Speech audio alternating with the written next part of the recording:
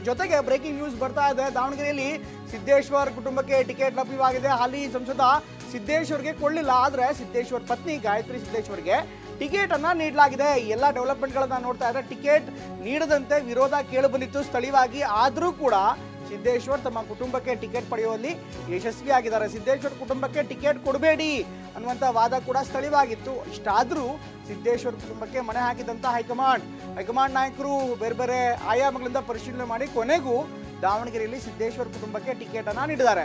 ಸಿದ್ದೇಶ್ವರ್ ಪತ್ನಿ ಗಾಯತ್ರಿ ಸಿದ್ದೇಶ್ವರ್ಗೆ ಟಿಕೆಟ್ ಅನ್ನ ಘೋಷಣೆ ಮಾಡಲಾಗಿದೆ. ಈಗಾಗಲೇ ಟಿಕೆಟ್ ನೀಡದಂತೆ ವಿರೋಧ ಕೇಳಿಬಂದಿತ್ತು.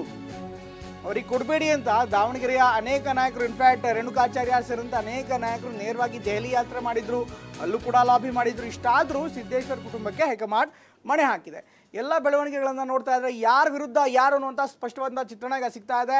ಡಾಕ್ಟರ್ CN ಮಂಜುನಾಥ್ ವಿರುದ್ಧ DK ಸುರೇಶ್ ಈಗ ಮುಖಾಮುಖಿ ಆಗ್ತಾ ಇದ್ದಾರೆ. ಕಾಂಗ್ರೆಸ್ನಿಂದ ಸುರೇಶ್ ಕಣಕ್ಕಿಳಿದಿದ್ದಾರೆ, BJಪಿಯಿಂದ ಡಾಕ್ಟರ್ CN ಮಂಜುನಾಥ್ ಕಣಕ್ಕಿಳಿದಿದ್ದಾರೆ. ಇನ್ನು ಕಾಂಗ್ರೆಸ್ನಿಂದ ಮುದ್ದನ್ಮೇಗೌಡರು ತುಮಕೂರಿನಲ್ಲಿ ಕಣಕ್ಕಿಳಿತಾ ಇದ್ದಾರೆ. ವಿ ಸೋಮಣ್ಣ BJಪಿಯಿಂದ ಕಣಕ್ಕಿಳಿತಾ ಇದ್ದಾರೆ.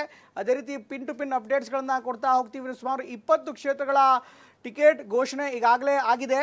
ಇನ್ನು ಶಿವಮೊಗ್ಗದಿಂದ BY ರಾಘವೇಂದ್ರ ಅವರ ಹೆಸರನ್ನ ಘೋಷಣೆ ಮಾಡಿದರೆ, ಅತ್ತ ಕಾಂಗ್ರೆಸ್ನಿಂದ ಗೀತಾ ಶಿವರಾಜ್ ಕುಮಾರ್, ನಟ ಶಿವರಾಜ್ ಕುಮಾರ್ ಅವರ ಪತ್ನಿ ಹಾಗೂ ಬಂಗಾರಪ್ಪ ಅವರ ಪುತ್ರಿ ಗೀತಾ ಶಿವರಾಜ್ ಕುಮಾರ್ ಮತ್ತೊಮ್ಮೆ ಕಣಕ್ಕಿಳಿತಾ ಇದ್ದಾರೆ.